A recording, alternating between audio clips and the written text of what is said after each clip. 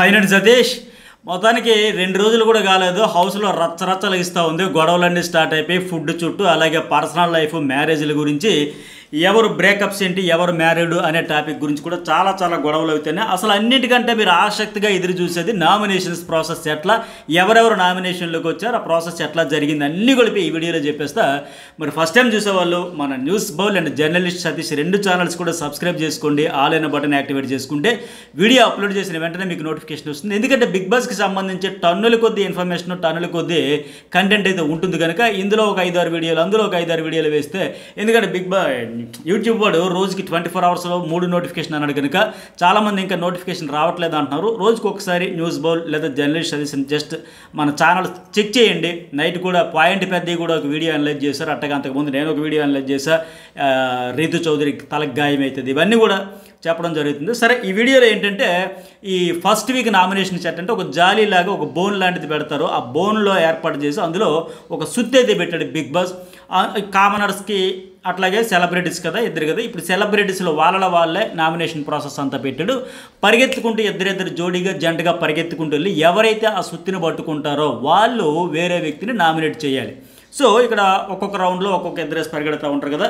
రీతు చౌదరి అలాగే తనూజ, ఈ అమ్మాయి పరిగెత్తుకుంటూ వెళ్తే అక్కడ రీతు చౌదరి తలకైతే దెబ్బ తగిలింది. సో తనూజ ఏమో సేఫ్ అయిపోతుంది. ఆమె సుత్తి తీసుకొని ఆవిడైతే నామినేట్ చేస్తుంది. సో వీళ్ళిద్దరిలో Tanuja safe, Rithu Chowdary nominate.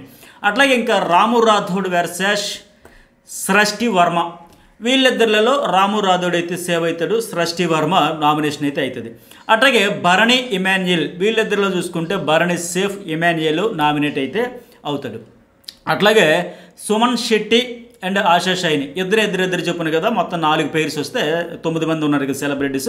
Suman Shetty and ASHA Saini వచ్చేటప్పటికి సుమన్ సేఫ్ అవుతాడు, ఆశా షైని ఏమో నామినేట్ అవుతుంది. సో ఇలా ప్రాసెస్ జరిగింది. ఫైనల్గా సెలబ్రిటీస్లో భరణి శంకర్ ఒక్కడే సేఫ్ అయితే మిగతా 8 మంది కూడా ఈ ప్రాసెస్ అంతా అయ్యేసరికి ఫైనల్గా బిగ్ బాస్ నాకున్న అప్డేట్ ప్రకారం మిగతా 8 మంది కూడా నామినేట్ అయ్యారు. ఇక కామనర్స్లో ఎవరంటే మళ్ళీ కామనర్స్ నిన్నంతా కామనర్స్ అంతా కలిపి ఒక సెలబ్రిటీలో నామినేట్ చేయాలంటే సంజనాన్ని చేశారు కదా. ఇక తర్వాత ఏంటంటే ఈ కామనర్స్లో వాళ్ళే ఒకరిని నామినేట్ చేయాలంటప్పుడు మిగతా అందరూ మాస్క్ మ్యాను, అలాగే మనీష్ మర్యాద, శ్రీజ, ఆర్మీ పవన్ కళ్యాణ్, ప్రియ, వీళ్ళంతా కలిపి డీమాన్ పవన్ అయితే నామినేట్ చేశారు. సో ఈ కామనర్స్ నుంచి ఒక డీమాన్ పవన్ ఒక్కడే నామినేట్ అయ్యాడు. ఇంకా ఇది అంతకుముందు ఎట్లా సంజన రూల్స్ పాటించట్లేదు, తనకు నచ్చిన పనే చేస్తుంది, గొడవలు కావాలైనా ట్రై చేస్తుంది, స్క్రీన్ స్పేస్ కోసం పరితపిస్తుంది, స్క్రీన్ స్పేస్ కోసమే సీన్ క్రియేట్ చేస్తుంది, ఆమె ఫేక్ యాక్టింగ్ చేస్తుంది, రూడ్నెస్ ప్రదర్శిస్తుంది అంటే చాలా ఎలిగేషన్స్ చెప్పుకుంటూ అయితే ఆమెను నామినేట్ చేశారు. ఫైనల్గా వీళ్ళ భరణి ఒక్కడే సెలబ్రిటీస్ నుంచి రాలా. ఇక ఇక్కడ ఈ నేపథ్యంలో ఇప్పుడు నేను ఇందాక చెప్పినట్టుగా సంజన గురించి వీళ్ళందరూ ఆరోపణలు చేస్తూనే ప్రియా చెప్పింది కదా ఈ అమ్మాయికి, ఎవరికి సంజనకి బ్యాక్ బిచ్చింగ్ చేస్తున్నారంటే ఏంటి బ్యాక్ బిచ్చింగ్, నేను ఎక్కడ చేస్తానని ప్రోమోలో కూడా అడుగుతుంది కదా.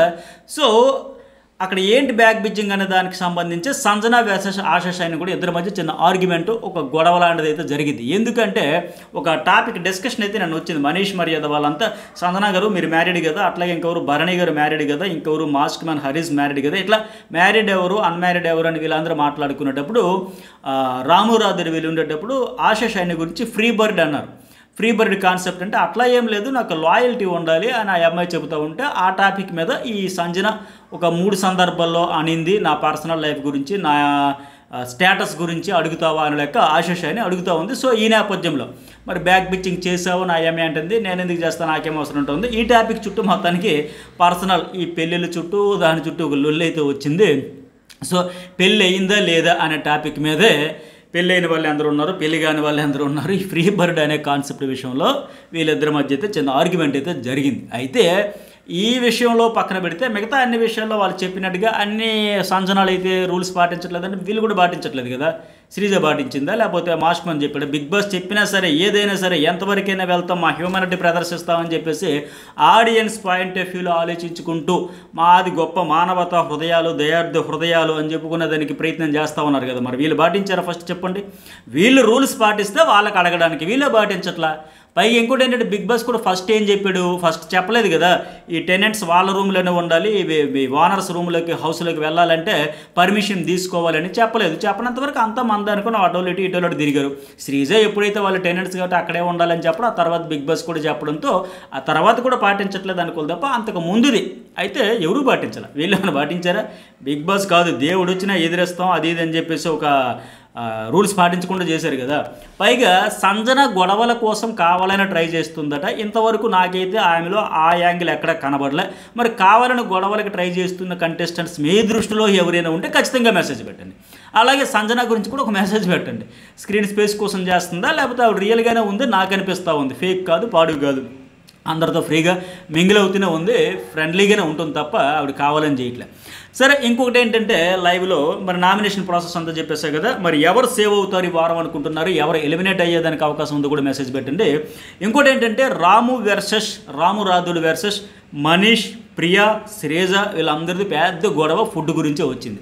ఇక్కడ ఏం జరిగిందంటే రాము వాళ్ళు ఫుడ్ తింటూ ఉన్నారు. ఫుడ్ తినట్టు రాము సృష్టి వాళ్ళంతా రెడీ చేసుకుని వాళ్ళకి వచ్చిన ఫుడ్ తినబోతూ ఉంటే ఈ ప్రియా శ్రీజ వచ్చి తినడానికి ట్రై చేస్తే సృష్టి తినిపిస్తూ ఉంటే ఆ రాము రాధుడు ఏమన్నాడంటే మళ్ళీ మాకు ప్రాబ్లం అవ్వదు కదా, రూల్స్ ఫాలో అవ్వలేదని మాకేమైనా అంటారేమో, మీరు ఎలా ఫుడ్ ఇస్తారు అని అడుగుతారేమో అని రాము అంటే మేము వానర్సము మేము ఇంప్రెస్ చేస్తుంటే ఏంటి ఈ రాము అన్నాడు, మేము వానర్స్ని ఇంప్రెస్ చేస్తుంటే వాళ్ళు ఏదో ఫ్రూట్స్ దానిమ్మకాయలో బత్తాయికాయలో లేకపోతే ఇంక బిస్కెట్లో చాక్లెట్లో ఏదో ఒకటి ఇస్తూ ఉన్నారు కదా, మరి హాట్ వాటర్ అన్నీ ఇస్తూ ఉన్నారు. ఓకే రాము అడిగాడు, మనం వాళ్ళ దగ్గర నుంచి ఫుడ్ ఏమి ఫ్రీగా తెచ్చుకోవట్లేదు, నాకేం సెపరేట్గా ఇవ్వట్లేదు, మనం ఏదో ఒక రకంగా వాళ్ళని ఓనర్స్ని ఇంప్రెస్ చేస్తేనే వాళ్ళు హాట్ వాటర్ కావచ్చు ఫుడ్ కావచ్చు అన్ని ఫ్రూట్స్ బిస్కెట్స్ అన్నీ ఇస్తున్నారు కదా, సో వీళ్ళు కూడా అట్లా మనల్ని ఏమైనా ఇంప్రెస్ చేయాలా అని ఉద్దేశం అనుకున్నా. మెయిన్ ఏంటంటే ఒకవేళ బిగ్ బాస్ చెప్పిన రూల్స్ ప్రకారం బ్రేక్ చేస్తానమే ఉద్దేశంతో అన్నాడు.